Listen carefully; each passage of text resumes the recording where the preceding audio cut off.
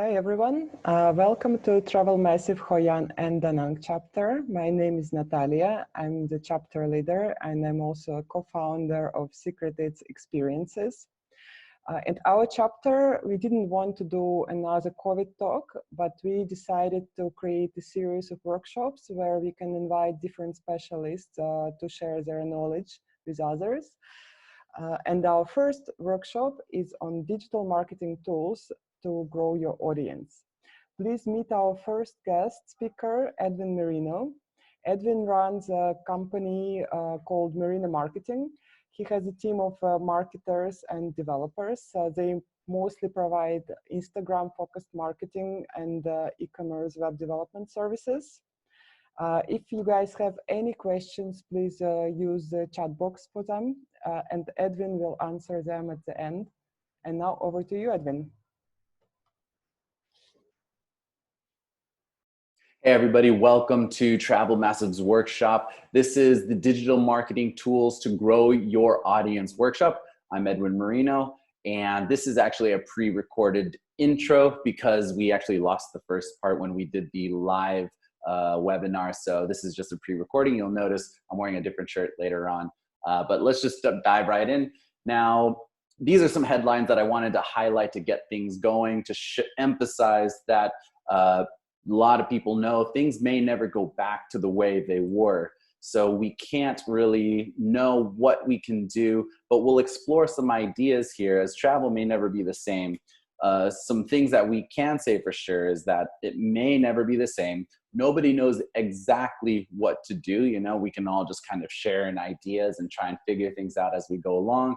But there will be new opportunities for business for sure, as there are always opportunities here. And I'm highlighting some right over here. There are now these online tours and online experiences. I'm sure you've already know that Airbnb has been exploring some ideas here online, virtual travel. So the opportunities will be there, and it's in our best interest to grow our business online. So that's what I'm going to talk about here. And this is just an overview. What we'll be talking about is areas to focus on during these times, during some slow times, which social media platforms are best to build on, tips on boosting your social media growth, mostly on Instagram and Facebook, since that's what I work with the most, and then tools and strategies for automating your growth.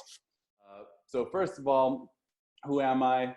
Was born in Oakland, California, and I previously used to work in IT as a sysadmin in the Silicon Valley in San Francisco. And then 2015, I decided to quit that job, and then I became a digital nomad. And this is when I started to learn how to make money online. And now I've been living in Da Nang, Vietnam for over 4 years, almost 5 years now. My primary business is Instagram marketing. As Natalia said, I have an audience of over 550,000 followers. Collectively, we average 2 million monthly impressions, which is an important metric for those who are doing advertising and marketing on social media. And I have a team of 3 people who help me to create posts, manage all of these accounts, and I monetize all of these and then some more through a variety of ways, including selling advertising, shout outs, and also selling products like through e-commerce and dropshipping stores. All right, so brand building is the one thing I think we can all kind of focus on, even if business is slowed down. So I'm gonna go into some topics of what you can focus on. Basically, building your brand equity is never a bad thing. Brand equity is just kind of a term I like to use because it kind of conveys the idea of building your value of your business instead of focusing on the direct sales, and growing your following and reach through social media. This is one way how you can build your brand equity, and collecting contact information from your audience to use for future marketing. And so this is basically what I'm going to cover in this presentation here. And just some quick tips on building your brand. I'm going to go through these pretty fast, so I'm sorry I can't go too into detail. And it also depends, you know, widely depending on what kind of an industry or niche you're in. But so basically, if you don't already know, providing content that shows you as an authority in your industry or niche is basically what you want to try to do through content and through social media. Ideally, entertaining and informative content if possible.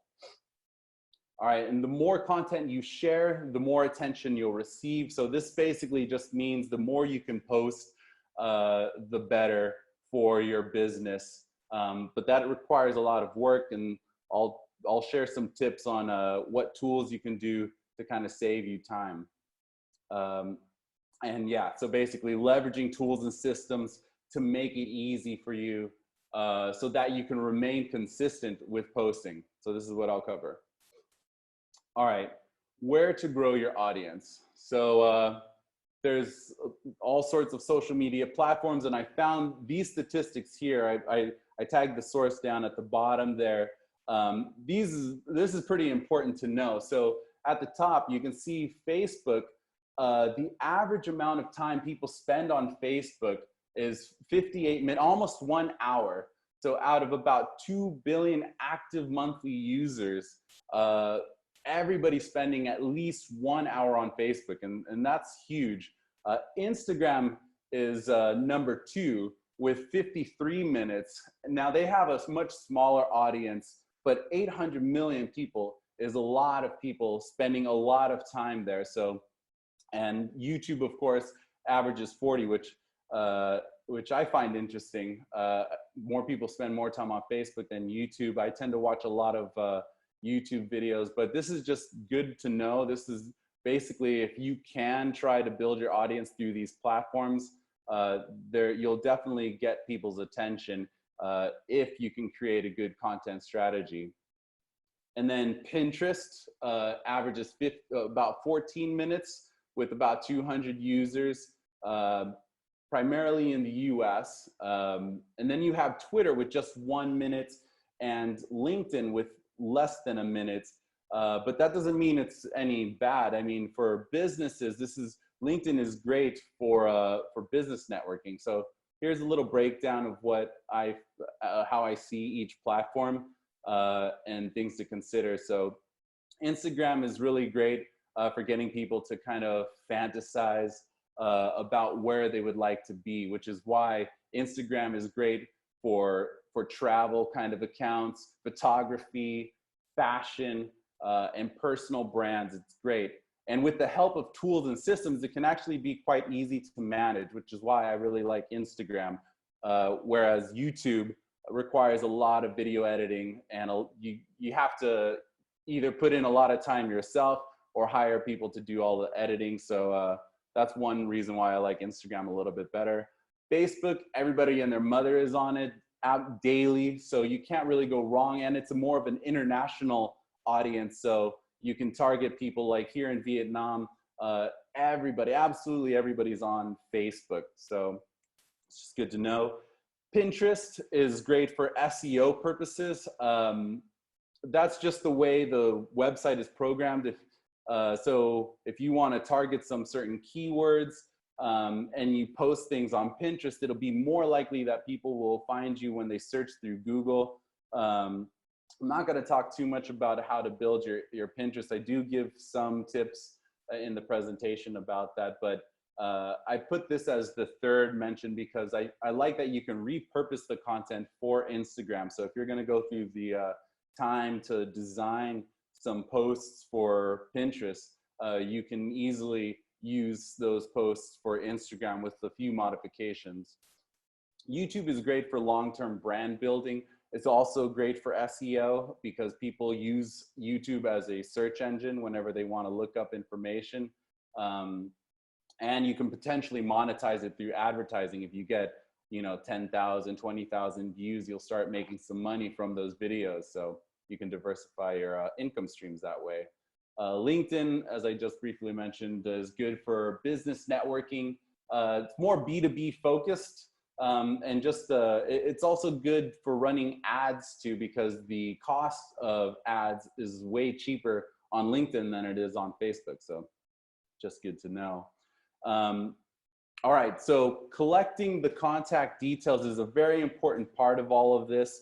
it's not just about building followers. It's about getting people's contact information, meaning emails, phone numbers if possible. So a contact list is something you will always have.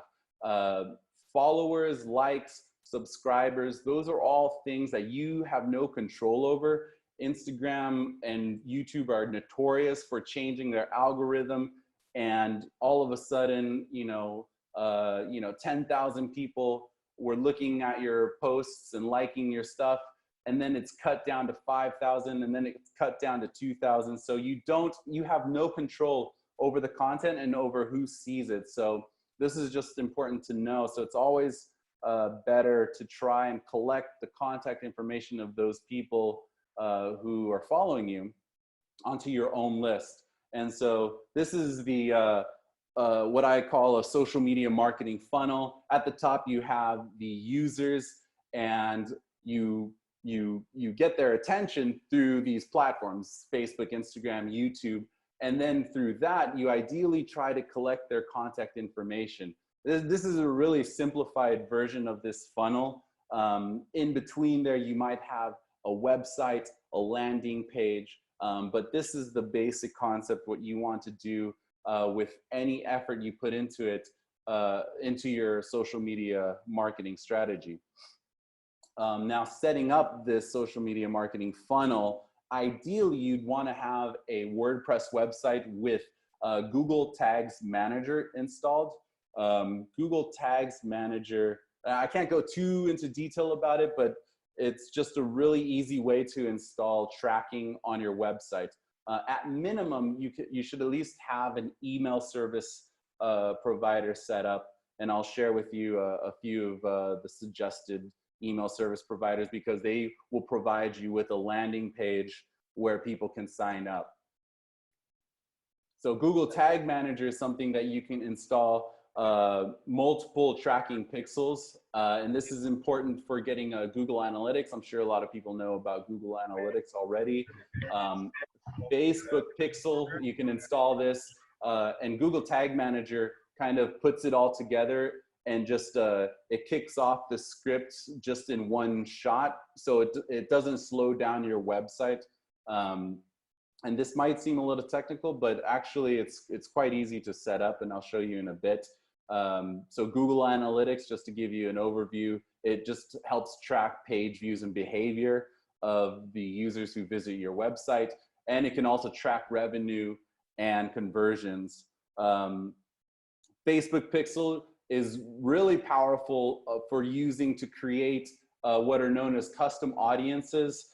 And basically what that is it uses Facebook's algorithm to figure out, all right, who interacts with your website, who is buying from you, and then they can basically use the data to figure out other people who are more likely to buy from you again. So you can use those audiences later for retargeting ads. So I'm not going to go into too detail about setting up ads, but yeah, creating a custom audience. You can use an email list to create these custom audiences on Facebook. I'm talking about Facebook custom audience here. And people, as I just mentioned, who purchased from you before, or people who have engaged with your posts. Like, for example, this is what I do with my Instagram pages. Anybody who interacts, likes, comments on my Instagram page, I create a custom audience of that, and then I create a lookalike audience to then run advertisements to grow my audience further or to promote a product. So let Facebook's AI super algorithm figure out the best audience with lookalike audiences. Now, Fiverr is the place to go if you don't know how to set it up. Like, I'm kind of skimming through this, but you really don't need to know all the technicals. Just go to Fiverr. Right over here, I used this guy before. So just for 25 bucks, he set up my entire Google Tags Manager with Facebook, with Google Analytics. And so use Fiverr. Fiverr is the best place to do all of this. So don't worry about, learning it all yourself. It's great if you want to, but you really don't have to, and you don't have to spend a lot of money to do that. All right, so now getting into contactless providers. These are just a few of the more popular ones. I highly recommend people to use MailChimp if you have a small business with a small email list, because it's free up to 2,000 emails. So as long as you keep it less than 2,000 emails, you don't have to pay a thing, and you can email people your marketing campaign. Active Campaign is much more robust. It offers a lot more tools. It's great for automating email marketing, and it has a really nice visual planner, so you can kind of put people through a flow depending on what they click on, what they're interested in. And they also offer SMS services, which is great. And I think their cheapest their price point is $39 for 2,500 emails. So, and then it goes up from there. Another interesting tool that I haven't played much with, but I hear good things about, is ManyChat. And this allows you to create chat bots through Facebook, so you can collect people who visit your Facebook page and they interact with your messenger. This will automatically, reply to them. It can send them quizzes, send them special offers, and it also offers SMS marketing services. So it's definitely something, if you're interested in Facebook Messenger marketing, to look into. Now, one of my favorite email providers that I think is worth the effort of setting up is called Sendy.co, because you can see here the cost of MailChimp and then this other campaign monitor here for sending out 99,000 emails would cost you almost $1,000.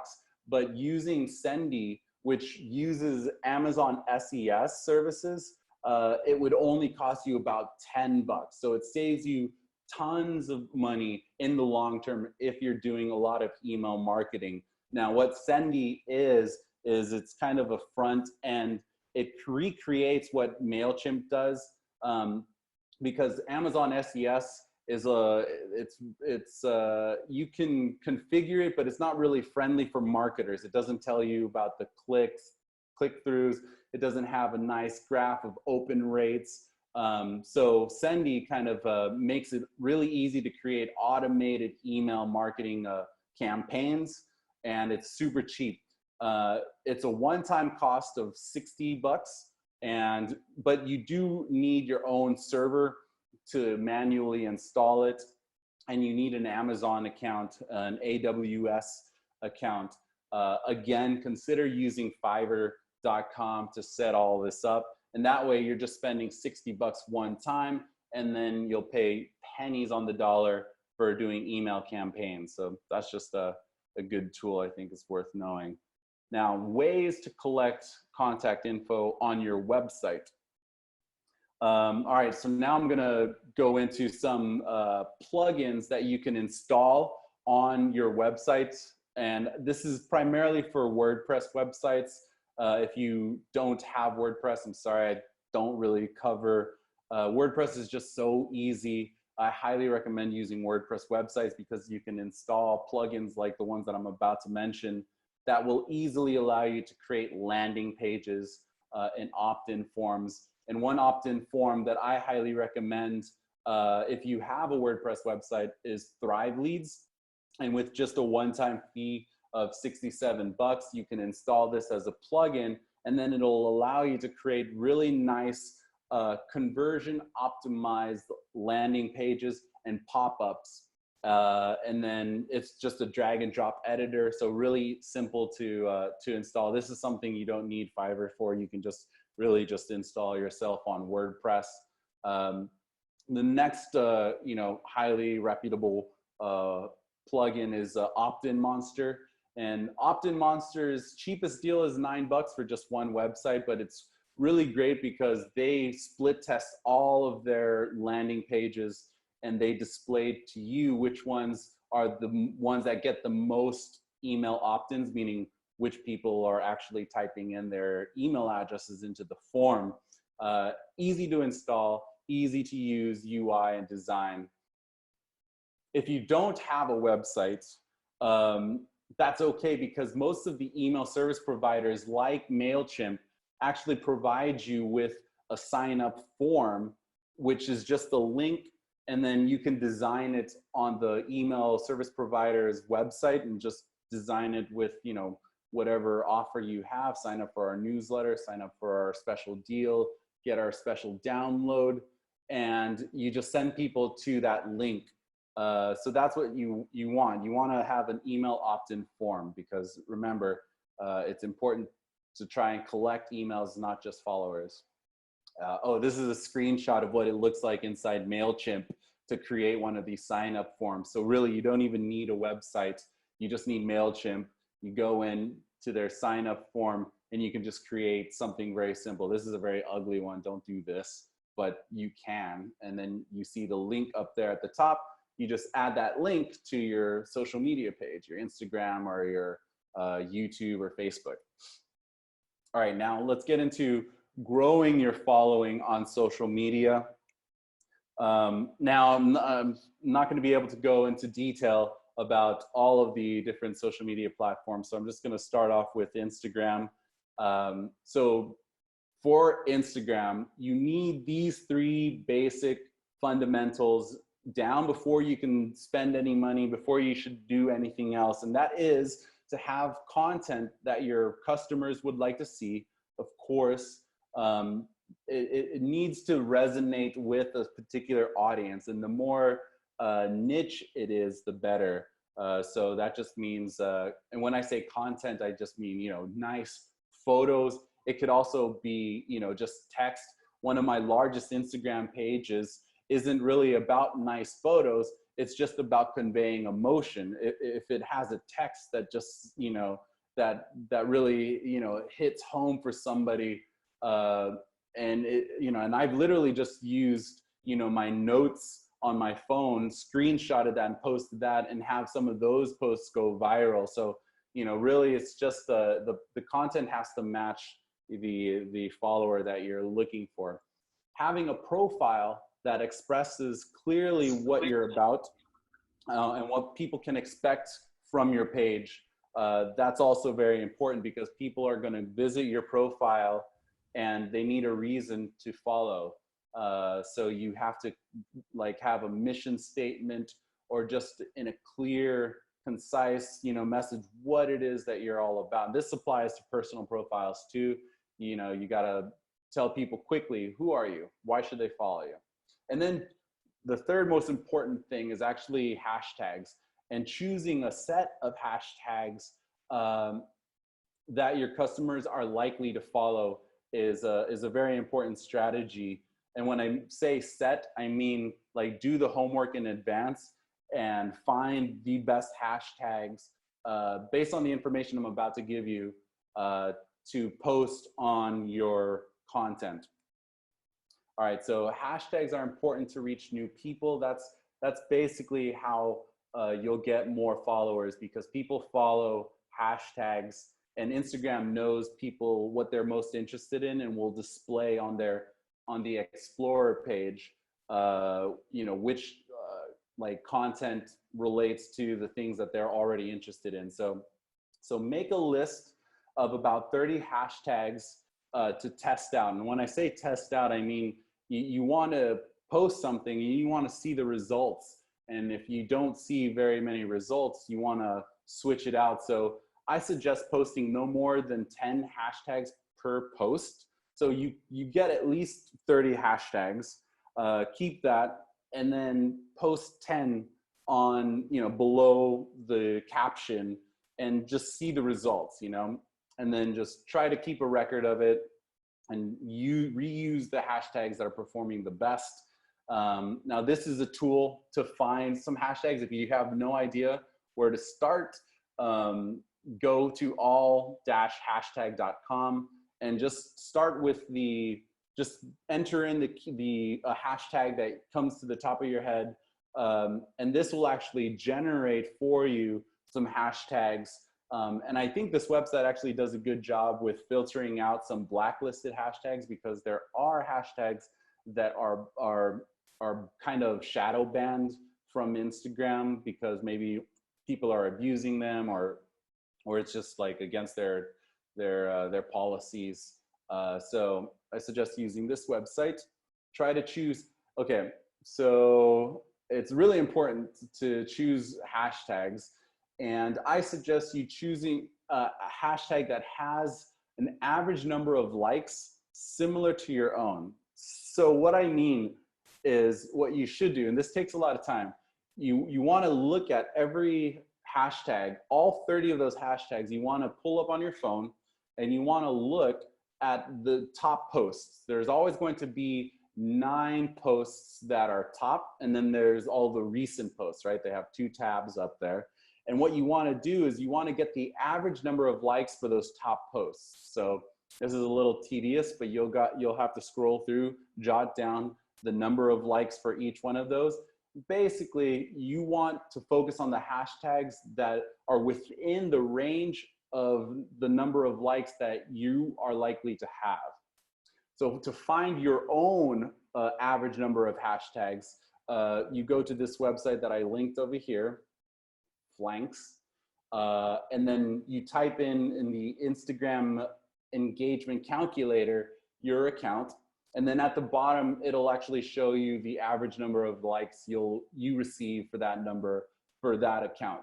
So then you'll know, and you can figure out from there which hashtags are the best, or at least the best ones to experiment with. All right. So now, to really maximize your growth on Instagram, and this is basically what I did for my own accounts, you want to start by doing share for share posting. And what that is you find other accounts that are similar to yours, ideally with larger following, and you DM them and you say, hey, can you share one of my posts if I share one of yours? Because usually when you go for the accounts that are similar in size, they are also trying to grow their following, and you kind of cross-pollinate. So, and by doing this also tells the Instagram algorithm that, oh, this person shared your content, and they have a large number of followers. So this actually tells Instagram that you're more reputable. It kind of works like backlinks, like SEO backlinks, if you know what those are all about, but on Instagram.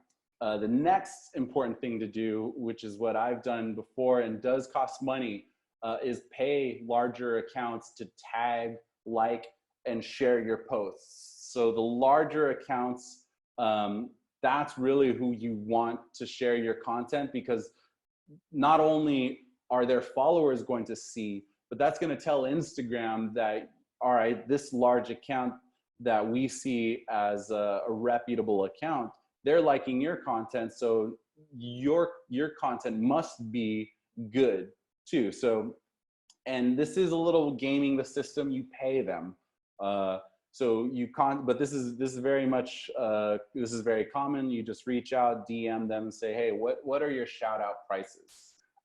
Ideally, you want to find accounts that can show you where their audience is from, because there are a lot of fake followers out there, and there are a lot of accounts with audiences in countries that maybe you don't want to target. So you'll need to ask for their demographic information first, and then repost viral content you find. This is just like an easier way of finding what already works and just reposting it. That's just my strategy. So that's how you can maximize growth. Now, Facebook likes might not be worth as much as they used to, but you do need a Facebook page to run ads and to create lookalike audiences. So I don't really worry much about getting likes on your Facebook page. You'll eventually get likes when you run ads. So once you start running ads, people will kind of click through, they'll see your page and they'll like it. Use Facebook posts to send people to your website. Basically, that's the goal. You can do this a little easier on Facebook, because Instagram, you can't add a link onto the post. You can only add one link onto your profile, which is why you'll often see people say, click the link in the profile, which is a little extra step. But on Facebook, you can put the link right in the post. All right.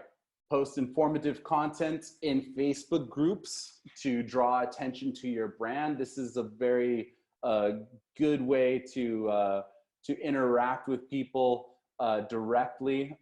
Facebook groups, I think, is a very powerful tool for businesses to get your brand name out there.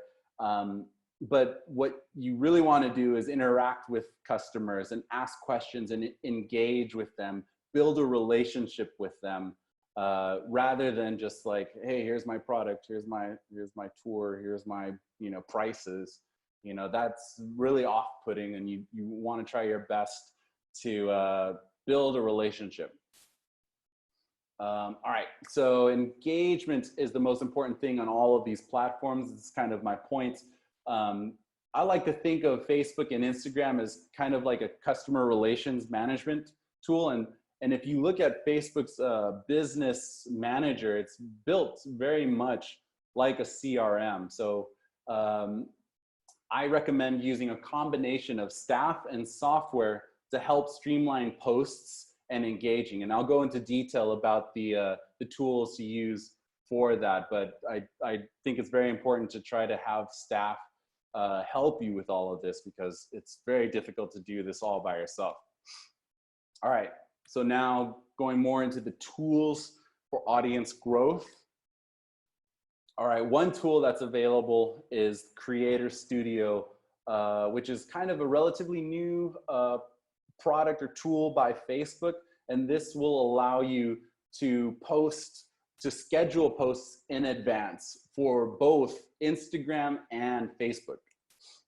So the pros are, it's free to use. It's safe, meaning you won't get blocked or shadow banned, which is a problem if you use other tools out there for scheduling posts, especially on Instagram. So this posts to both Instagram and Facebook, and it allows you to assign your staff to help manage it. So you can just add an administrator or an editor who can go in and create all of the posts and schedule them. A con of this is that you can't schedule Instagram story posts. So you have to do that manually if you want to post on Instagram stories. Where to find this? You go to your business page and there's a tab called Publishing Tools. And then you'll see it at the top called Creator Studio. Now, later.com is a great tool for Instagram. It's free to use for one account. So as long as you have just one Instagram account and you don't post more than 30 posts in a month, it's free to use. And it's safe because they are an official Instagram partner. So this is totally safe to use. You're not going to get blocked by Instagram. And they do allow you to schedule stories, but I think that's like an added feature on their paid paid subscription. And the costs for 2 or more accounts is about $16 a month. So if you sign up for the premium version, it's $16 a month, which I think is not bad for what it offers. This is actually an app that I'm throwing in here that I don't really use for Instagram, but it's very popular for Pinterest. So if you're in the game of growing a Pinterest and trying to get traffic through Pinterest, Tailwind app is a very powerful tool that allows you to kind of schedule pins, reposts across multiple boards. And they also offer Instagram scheduling and posting, which I thought was really cool. And they're official Instagram partner, official Pinterest partner. So this is safe. You're not going to get blocked or banned. Yeah, it allows you to automate the pinning to multiple boards, and you can schedule your Instagram posts, and it starts at $9 a month. Okay, so juggling it all together. Now I'm going to go into talking about just some tips on building out systems to kind of help you manage all of these things. So don't try to do everything yourself. I suggest you outsource as much as possible. That's what I do. My team I have 2 staff here in Vietnam and 1 in the Philippines. And you know, it's great. The cost is low. As long as I create good processes and procedures for them to follow, everything is great. So, and I recommend you do everything yourself first so that you can create the templates that you can give to your staff to follow. And I'll go into detail now about what I do and how I do that. All right, so some of the tools that I use for managing all of the tasks is Trello. Trello is free to use and allows you to organize and assign tasks. So I just add all of my staff to Trello, and I'll show you in a second how my Trello board looks. I use Google Drive to store all of my documents, all of the media, all of the SOPs. So those are all just on a shared Google Drive. And then for communication, I use Slack, and I mentioned WhatsApp over here, but I just use Slack just for, you know, the quick chatting. So let me go into, all right, the templates now. So this is an example of what I do in creating my processes and procedures. I use screenshots. I'm very visual. I use arrows and videos. So I recommend you to do that because it just makes it so much easier, especially if there's like language barriers. You know, it's just much better to just be very clear with visuals. So I highly suggest using screenshot tools. And one tool that I love is called Nimbus Screenshot and Screen Video Recorder. This is free to use on Google Chrome. And this is just a screenshot of what it's able to do within Chrome. And I love their feature at the bottom for recording a video. So all you have to do is just install this free Google Chrome extension and then just hit record and then do what you do to what you're trying to show your staff. And then it'll record a video and then upload that later to Google Drive and then share it with your team. That's what I do. So I save all standards and procedures. Oh, I save all my standards and procedures in Trello too. I found that my staff didn't like having to go. They felt like it was a little bit confusing. So I actually add a task. I'll show you in a second here. I added a whole column of all of the standards and procedures that they can quickly use Trello to search for whenever they have a question. And this is an example of like a detailed document explaining how to do graphic designs. So this is my Trello board. Basically, I broke it up into columns, and on the left, I have my entire to-do list for all of my staff, and then I assign my staff to all of those things, and I tell them that it's in order of priority. So please to work on the tasks at the top. And then there's a column next to that called in progress, pending, completed, and then the resources that I just mentioned. And I ask my staff to move each task over depending on where they're at. That way I know what they're working on. So whatever is in progress, I can just quickly look and see, all right, everybody here is working on this. The pending column, pending review, is intended for me to look at. So whenever my staff gets stuck or they have a question, they put it in there, and then I go in and I check to see like what they need help with. And then of course completed is where they move everything over. And yeah, so Trello is awesome for that. And then resources, I just added that. I prefer not to, but my staff actually preferred having it here because when they start working, this is the first thing they pull up. So everything is there for them. So, all right, so get help with engagement and customer messages. So this is another tip of mine. My secret weapon by far is using Fiverr. I use it to get graphic designs. I use it for one-off website help, as I mentioned, with setting up Google Tags Manager. I use it for fixing problems, like setting up tracking or even advertising. So, you know, really try to use it as much as possible to save yourself some time. Another pro tip is hiring from the Philippines. I actually hired my staff through onlinejobs.ph. And the reason I prefer onlinejobs.ph is over Upwork or other websites is because Upwork, they take like a 20% cut, which means they charge more and you're just paying that difference to the company. But Online Jobs charges 70 bucks for the month. But within that month, you can then hire as many people as you need.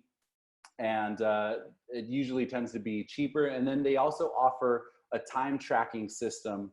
So even after you cancel your membership, you can still ask all of your staff to use their special time tracking system, which takes screenshots, it records the time. So if you want to evaluate what your staff was actually working on, you can use their tool. So onlinejobs.ph, highly recommended. Let's see. Oh yeah, and then I also recommend looking inside local Facebook groups. That's how I found some of my staff here in Vietnam. I posted in some Facebook groups. I created a Google form, which was kind of like a questionnaire, so I can kind of pre-filter out people who I thought maybe their English wasn't as good, or I just didn't like the vibe. And yeah, test each candidate, meaning give them a small assignment, and yeah, and then just choose the ones that do the assignment the best. So that's my tip. All right, I'm gonna try to be quick here because my time is almost over here. Sorry if you got a bunch of questions, but in Facebook Business Manager, it's you can assign people to different pages. This gives your staff, access to all of the messengers, all of the DMs and messages and the comments on both Facebook and Instagram, all within the inbox.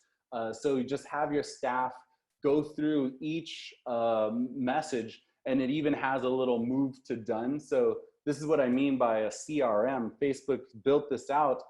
They even created different labels over there on the side, so you can tell your staff to label people accordingly. Is this a new customer? Is this important? So it'll allow you to really create a good system to follow up with everybody, because you want to be engaged.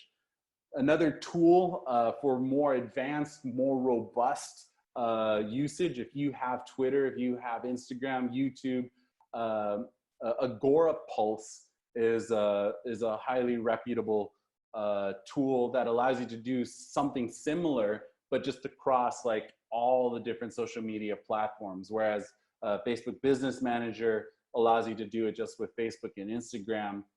Agora Pulse allows you to do it with like everything. All right, and engagement tips, just reply to as many comments and DMs as quickly as possible, because again, this is what Facebook wants you to do. They want you to interact quickly with all of the people and to be engaged, and they reward you by showing you to more people. And track the most liked and commented posts to gauge your audience's interest, because it's all about experimenting. The beauty about posting on Instagram and on Facebook really is to test things out and to see what sticks. And if something doesn't stick, like if I have a post that just lays flat and just doesn't go anywhere, I archive it. Nobody has to see it, and people forget. Like it's very quick going. So that's my tip. And then I'm wrapping it up right over here. Use Facebook Audience Insights to find out more about your current audience.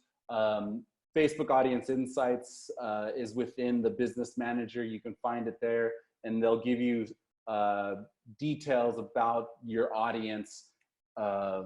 This is actually a screenshot of what it looks like, and you can just pull up one of your pages that you manage, and then you can actually see what that audience typically is more interested in, what they're more similar in, and it'll give you some ideas of who to target when you run some advertising. So, all right, that's pretty much it. So sorry, I like blew through that.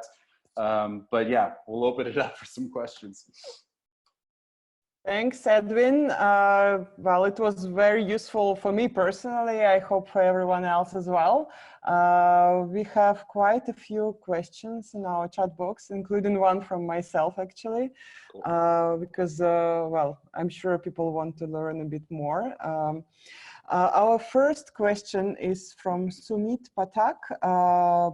for wellness tourism or tourism in general, which social media is most important in your opinion? For wellness, yeah.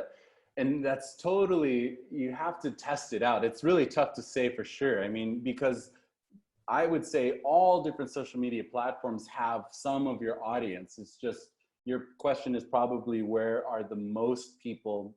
And honestly, I really can't say for sure, because what comes to mind is Pinterest, because Pinterest it's more known for infographics, and it's really like for juice recipes, for like how to, you know, fix your gut biome and all of that. Like infographics is great because it's visual and it's quick. You don't have to read a full article. So that's why Pinterest is great. But Pinterest has more of an audience in the US. So if you're targeting people in the US, maybe it's not that great. So I would say, you know, Facebook or Instagram. But yeah, that's a tough question to answer. I think you just have to kind of test it out and see. But I think you can find your audience on all the platforms. Well, just my opinion, I personally, well, and I think for us it works quite well, is Instagram, because people, as you mentioned before, people get inspired on Instagram. So, well, maybe consider that one as well. Yep. Okay, thanks. Next question is from Patricia. How to reduce time and manage different kinds of posts on Facebook, Twitter, Instagram, and Pinterest? It takes me a lot of time using different styles for every channel. Do you have any advice? Yes, I think this is where you need staff to help. This is why, you know, I kind of covered hiring, because for me, managing all of my Instagram accounts, it's not possible for me to do. I don't want to do it. I don't like doing it. So my recommendation is, if you're already doing it, just create a template for all of the posts. So I use Photoshop. You can also use Canva or whatever tool you use, but save that tool, save the files as an editable file, and just create a template, and, you know, hire somebody to do the designs for you. What I personally do is I have a spreadsheet of content that I pre-approve. So I ask my staff to search online for content, and she adds them to a spreadsheet. And then I go through, like on a weekend, to approve all of the content, which ones I like, which ones I don't like, which ones don't make sense. And then I initial it on the spreadsheet. And then she will assign it to my graphic designer, who I have given a template over. So I've told her, all right, this is for my income tips website, or my income tips Instagram page, and get the content here, make a design using this template. So I created a system for myself to give to my staff. Some other Instagram pages, I also created a system, but it's less robust, like for my Vietnam-based travel accounts, all my Thrive accounts. I just tell my staff which photos I prefer, and then over time, she kind of gets the hang of it. But for a while, I had to go through and tell her, not this one, not this one, this one's good, not this one. So that's what you have to do. And using, I think Agora Pulse might be, if you're trying to manage all of those different pages, Agora Pulse is probably a better option. But you also have Hootsuite. You can also use, what's it called? Like Edgar. I think, yeah, I think it's, the website is Get Edgar. There's a bunch that you can find to manage, but it's all about building that system to have staff help you. Hopefully that answers. Thanks, Edwin. Well, following this question, I actually would like to ask my question. Does it matter if you share the same content across your social media channels, or should it be different everywhere? My general opinion is to just mix it up. So if I have all these posts scheduled on Instagram, I actually tell my staff, you post it in a particular order on Instagram, and then on Facebook, you just do the reverse order. because ideally when people go from one page, you want people to like your Facebook page and follow your Instagram page. But if they go to your Instagram page and then they go to your Facebook and they see, oh, it's the exact same post, they're not going to follow, they're not going to like you on the other one, you know, because it's the same. But if you mix it up a little bit, it's kind of like, oh, the Facebook is a little different than the Instagram. So it encourages them to follow you on all the platforms. So I suggest mixing it up. But yeah, try to like match the content though. If your question is more about like the formatting of it, you know, it is good to like try to match the format of the platform, you know, like Facebook is much more about relational. It's also about getting people's attention too, like Instagram, especially with videos. But, you know, I tend to just post the same content from Instagram onto Facebook, but my strong suit is on Instagram anyway, so that might not be the best. But like Twitter, for example, you shouldn't just post a photo that you had on Instagram on Twitter. Twitter needs to be about a conversation, and it should be a tweet, right? So yeah, hopefully that. Yeah, thanks. Makes sense. Well, we have another, actually, we've got quite a few questions here. Next question is from Fred Wissing. He's asking, what is better for Instagram, stories or posts? Or are they basically the same?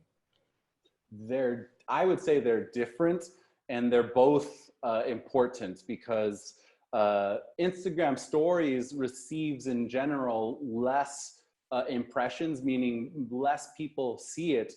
More people see the feed posts.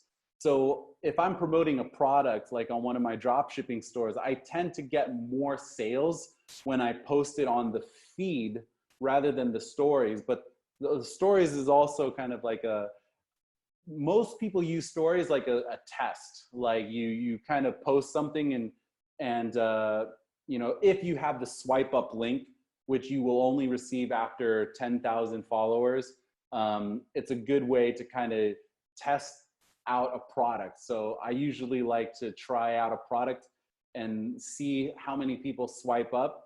And then the product that gets the most purchases, I then use that to post on the feed because the feed is by far what gets the most reach. So yeah, you definitely want to use a combination of both, but if you had to choose one or the other, like you only have time for one or the other, definitely feed. Okay, thanks. Next question is from Happinessy. I read an article recently following an analysis of 43 million Facebook posts. The conclusion, Facebook engagement declines 50%. Are ads the only way to reach people now? Yeah, that's a really good question. I think I've been trying to experiment with it myself because I've also suffered, you know, a dramatic drop in impressions. And basically, I don't know. I'm still with some Instagram accounts. I actually am seeing an increase in engagement, while others, actually the more larger accounts, I'm seeing a decrease in engagement. And some people have said that once you start running ads, you tend to see like a tick up. I have yet to experiment with that. So I don't know. I think it really, you know, it depends. But this is why I really, you know, wanted to emphasize earlier, you know, the goal of this is really to get emails, like to get contact information, because if you rely 100% on Facebook and on Instagram to get your sales, you're just, yeah, it's a losing battle.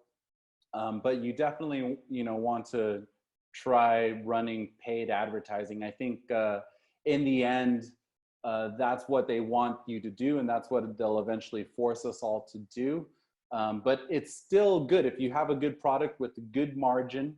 You know, you're not going to make as much profit, but you're still going to make some profit. So I definitely think you want to run ads. Now, if you're running ads for growth, I don't really like that idea unless you have a free giveaway. Doing free giveaways like, for example, one promotion that I usually do with my travel-based accounts is like, win a free trip to Bana Hills. All you have to do is follow this page, like this page, and then tag 3 of your friends. And then you pay for ads to that, and that'll get tons of followers, because everybody wants free trip to, you know, all you have to do is follow and tag people. Hell yeah. Like, and then you get tons of followers that way. And, but again, ideally you want to get their email. So yeah, those are some tips there. Thanks. Though I would like to give an example of our company, Secret Eats. We've never done any paid ads on Google, but when we started running our cocktail experiences here in Vietnam, it was very fast for us. We grew organically on Google, and now if you look for Secret Eats Vietnam, you'll see us like on the first page everywhere. Nice. So I think it probably, yes, you're right, it depends on the product. Okay, so next question is from Alberto. Which is the best software to use for editing in YouTube? Oh, editing on YouTube. I mean, the best software is, I would say, Adobe Premiere or Final Cut. I don't do a ton of YouTubing, so I'm probably not the best person to ask. I think there are other tools out there that are cheaper, because Final Cut, Adobe Premiere are really robust. I think you can even use, if you have a Mac, you can even just use it, what's it called? What's the video editor called on the Macs, the free one? There's like a Movie Maker, right? Yeah, there's like a movie. iMovie. Oh, there you go, iMovie. Yeah, right. iMovie. If you have a Mac, that's enough. Like, that's really, because yeah, you don't want to overcomplicate it too much. I think content is content. Even if you're just using your phone, I mean, it's great if you can add what are called bumpers. You can add like the intro image and the outro, and then add some, you know, some music, a royalty-free music and stuff.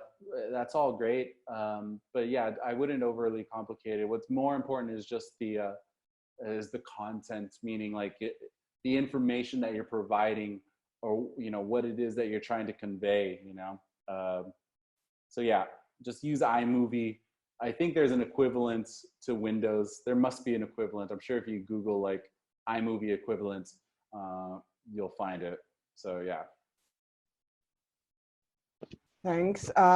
Next question is from Greg, who actually left already. What kind of increase in followers can you expect when you engage a high-profile account for a shout-out? How do you know what is a reasonable result? That's a very good question. Yeah, you know, there is no, you have to kind of test it out on your own. It's really tough to say, because there is no standard. And this is kind of bypassing Instagram, because Instagram wants you to pay them, not pay the person directly. So what you need to do is just get a good gauge of what your particular niche is, first of all, charging, and what they're promising. I often ignore people who promise you followers, because these are people who are literally just sending you fake followers. If anybody promises you a certain number of followers when you pay them, that is 100% fake, because there's no way to guarantee the exposure you will receive when somebody posts your post. So if you give somebody an image to share, it's really up to the Instagram algorithm to see if that particular post matches the interests of those followers. So you really need to just kind of split test it and see, and ask as many people as you can, and see where the price range kind of falls in.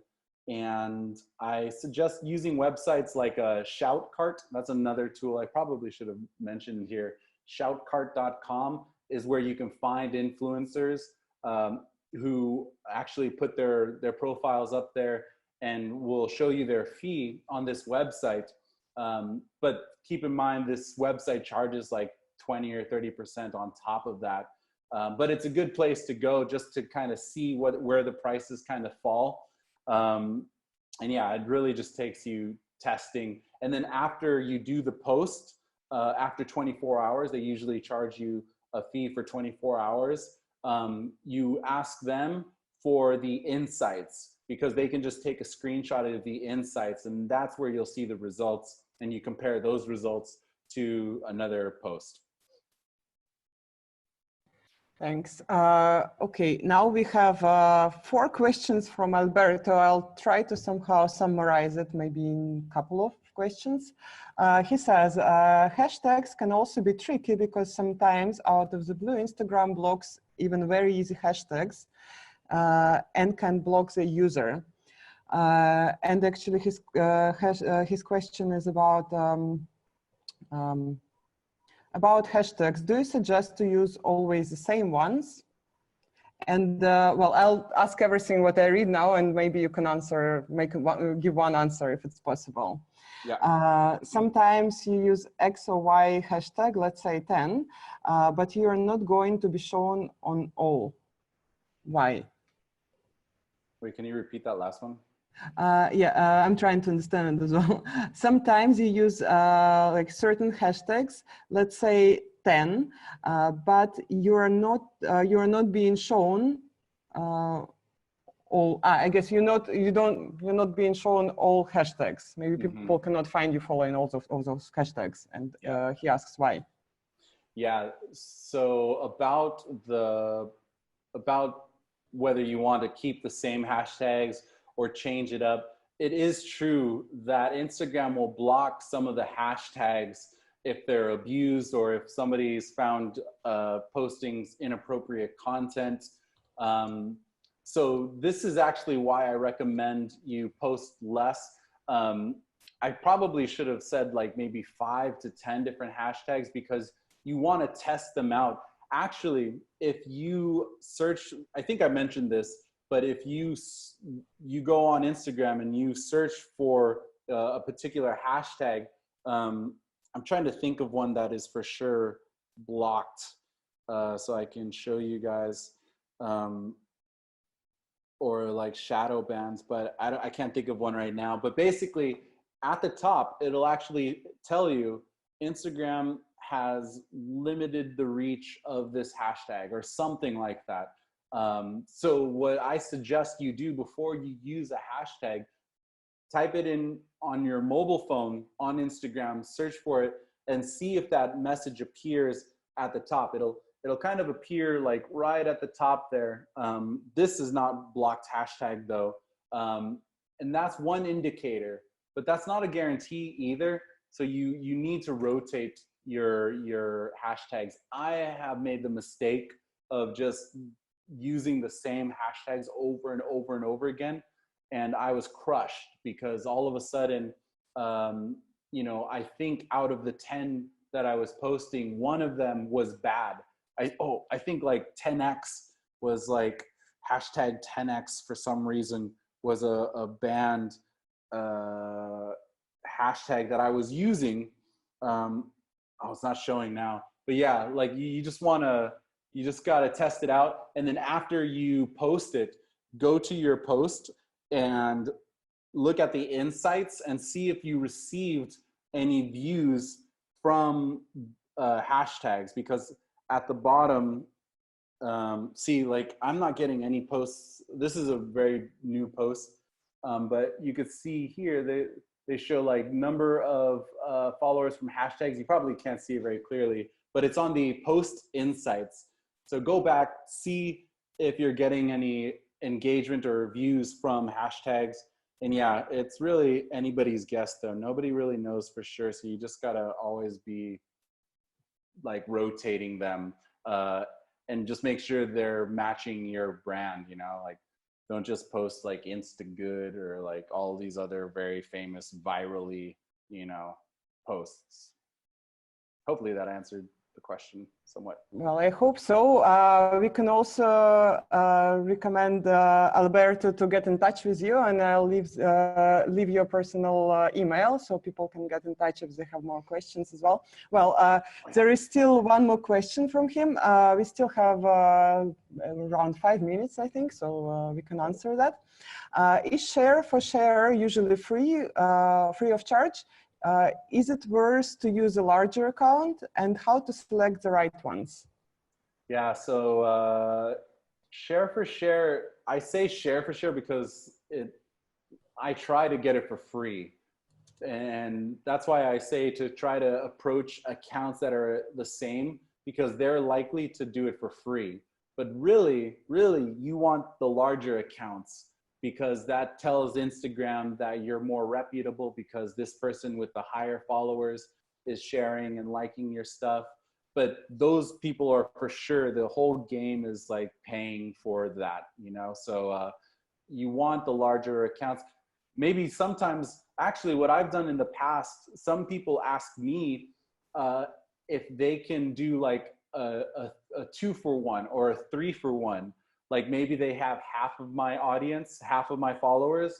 And so they promise to do 2 posts while I give them 1 post. So you can play, you know, you can ask. It never hurts to ask. So you start off with, hey, can we do share for share? No. Okay. Can I pay you? All right. Like, then you ask how much. So you just like go through the motion, negotiate as much as possible. Yeah, I forget what the rest of the question was, but yeah, you definitely want to do that.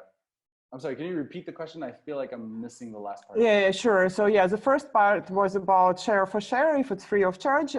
Is it worth, which you answered, I guess. How to select the right ones?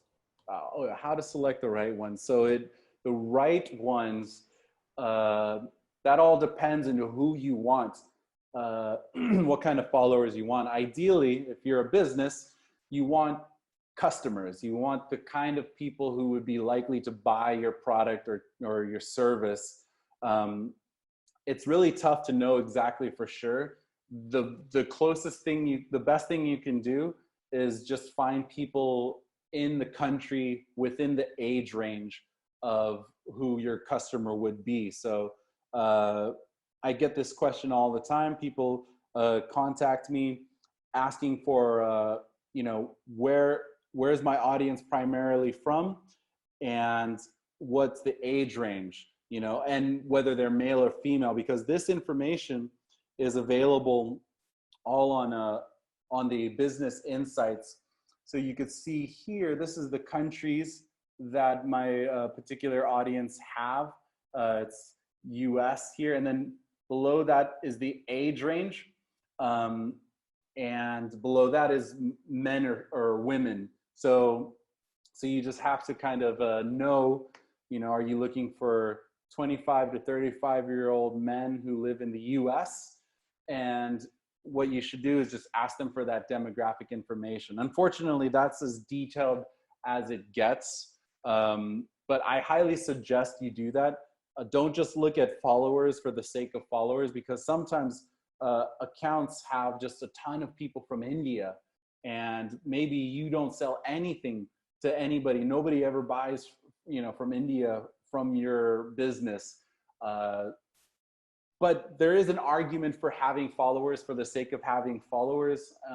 It shows people you have a large following, so you must be reputable. There is that argument, but it doesn't translate directly into like sales and conversion. So I prefer trying to find people who are likely to buy from you. And yeah, you just need to send a message, DM the person that you want to pay for the shout out or do the share for share, and ask them for their demographic information. Okay, thanks. I think we have last couple of questions, and I think we have a few minutes to answer them. Just please try to be brief. The question from Adina. For a new brand, besides posting constantly relevant content and getting other profiles to share your content, what else can you do on a daily basis and free of cost to increase your following base quickly? Follow, unfollow. So what you can do and what a lot of like bots and software, hacky software that isn't really you know, safe to use, like I mentioned in the presentation, basically they automate the process of liking people and then, I'm sorry, of following people and then unfollowing people. So one quick way, free way, if you have time, go to an account that already has the followers that you want. You look at their following and then you just follow. But you have to, but this is what will block you. This is what Instagram, their algorithm checks. If they see you've just, you know, followed, you know, 50 people within the, you know, within the last, you know, 10 minutes, you will get blocked. So you have to do it within reason. I don't have the limits off the top of my head. It's not a strategy I recommend for businesses that don't want to get their accounts blocked, but that is what we do. We follow and unfollow accounts, and that's how you can grow. That's basically how you can grow any social media account, because it gives a notification over to the person that otherwise would have never seen you or heard of you before, but all of a sudden being like, oh, who followed me? Who's this person? And if you have a profile that is interesting to them, they'll be likely to follow you back, or at least like consider it. Thanks. And I think our last question for today is again from Alberto. Well, for sure, he has to get in touch with you. When impressions are more and mainly from home than hashtag, means you use wrong hashtag? I don't think it means you use the wrong hashtag. I'm not sure what that could mean. I mean, when it says home, that means those are your followers. Those are mostly the people who are already following you. It's a good indicator though, that maybe you're not using the right hashtags. But for me, like, it looks like the number of hashtag reach, it really depends on the post. It's so, because like if you post, this is why I say repost viral content, because if it's viral, it means it already is going viral. People are sharing it. So if you share it and you post it with some hashtags, the chances of you getting a big boost from the hashtags is highly likely. So it's tough to say for sure whether that's the case or not, but your goal is to try to increase the number of people who see it from the hashtags. But it's not a clear yes or no though. Okay, thanks. Well, I hope we answered all questions. Well, anyway, if anyone has any more questions, please reach out to Edwin. I included his email account here. A few people are saying, and I do agree with them, that your presentation, Edwin, was very informative and very detailed. And judging by the number of questions, we can be sure that it was. Thanks a lot. Well, I would also want to make a little announcement to everyone who is still here that this is only the first of our workshops we are organizing at Travel Massive Hoi An Da Nang. And our next workshop will be on the 11th of May. It will be about photography for travel businesses. It will be posted on Travel Massive website tomorrow. And also, please take a look in general on Travel Massive live webinars. There's lots of interesting events happening. from main chapter and also from local chapters. There are people asking if where they can find the recording. Yeah, we are having the recording, and to everyone who is registered on Travel Massive event, we will send the recording in a couple of days. You will get an email notification about it, and it will be posted on Travel Massive as well, so you can find it there. Thanks again. I'm very happy everyone enjoyed, and see you in a couple of weeks. Cool. Bye. Bye, guys.